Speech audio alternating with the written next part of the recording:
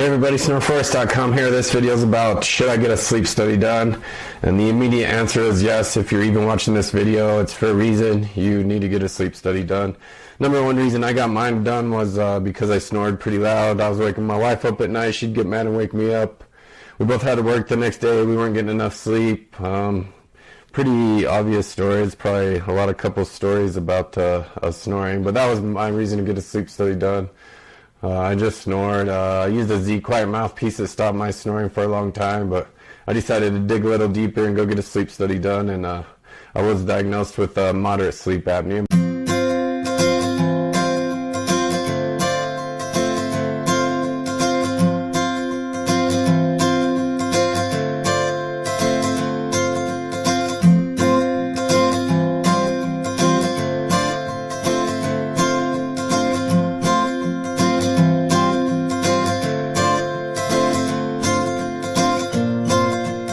Answer some questions real quick here. How much does a sleep study cost? Mine cost $1,200, I believe. It was covered by health insurance. I called my health insurance company before I even set up the appointment just to make sure they were covered. You have to go to a doctor first, and you can pretty much tell them you snore too loud and you want to figure out why.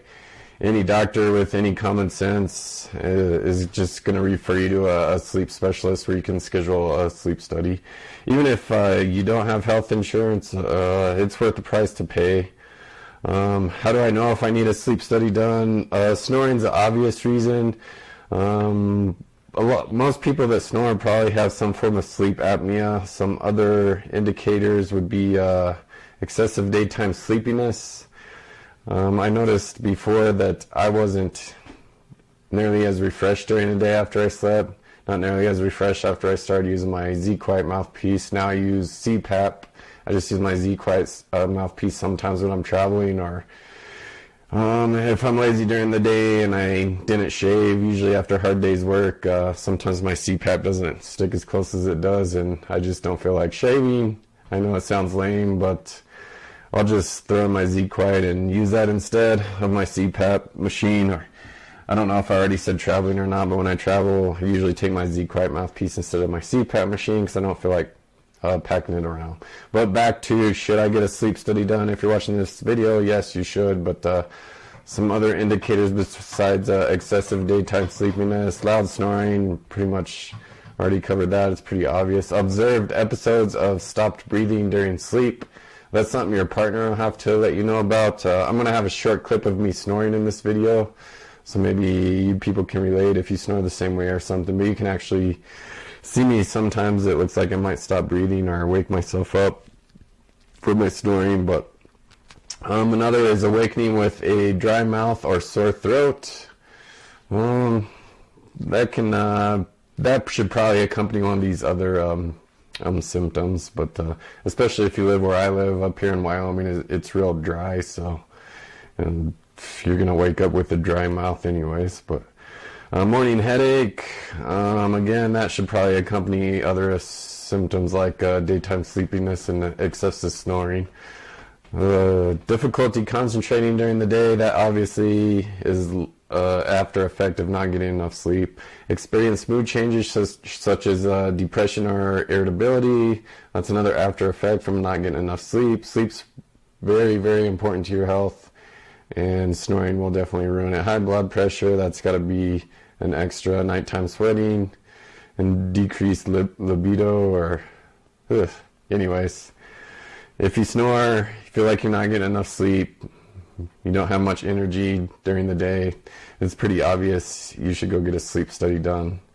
So then once I did go get my sleep study done, they told me to bring a change of clothes or a boring book to read, like how to crochet. Or anyways, I'm always exhausted after work anyway, so I just set up my sleep study so that I could keep my normal sleep schedule. I knew I was going to be exhausted after work, so I just threw on some PJs. I didn't even take any toiletries or anything. I just threw on some PJs, zipped over there.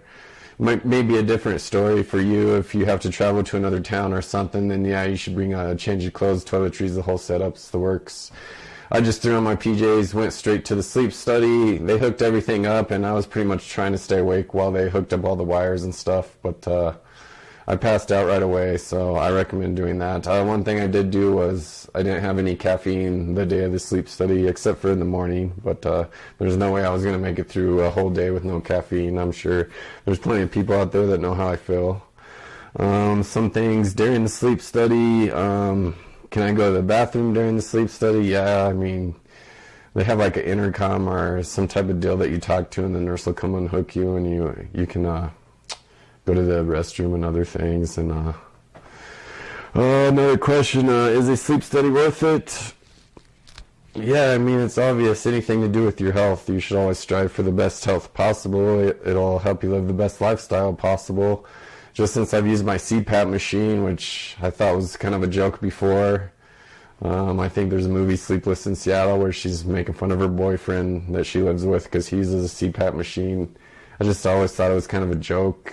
Even when I first brought it home, I was like, oh my God, how is this going to go? There's this mask I have to wear while I'm sleeping, and my wife told me I looked like Bane from the Batman movies. I thought it was going to scare my baby, but it really wasn't no big deal. It's really comfortable. My baby thought it was funny. She tries to grab it. My wife laughs at it. It's no big deal. I use a full face mask also, and it's just helped me sleep great. I felt a lot more refreshed and energetic.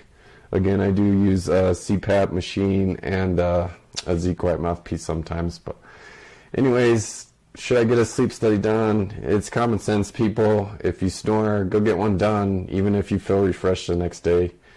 It's just, it can identify other health problems. It can let you know if you have sleep apnea. It's not rocket science for most snorers to stop snoring. It's really not difficult if you just go get a sleep study done, and you can experiment with some of these over-the-counter products and just return them to get your money back if they don't work at first. But sleep study will definitely identify if you have sleep apnea, how bad, and they'll probably recommend CPAP. But there's not much else to say about it. So if you want, you can stick around and watch this clip of me snoring, compare yourself to it. I have a moderate sleep apnea, and please subscribe to my channel. I'm going to be walking people through my CPAP machine and how it works and stuff. And I'll talk about my sleep study results and other stuff in my other videos. Thank you. Please subscribe.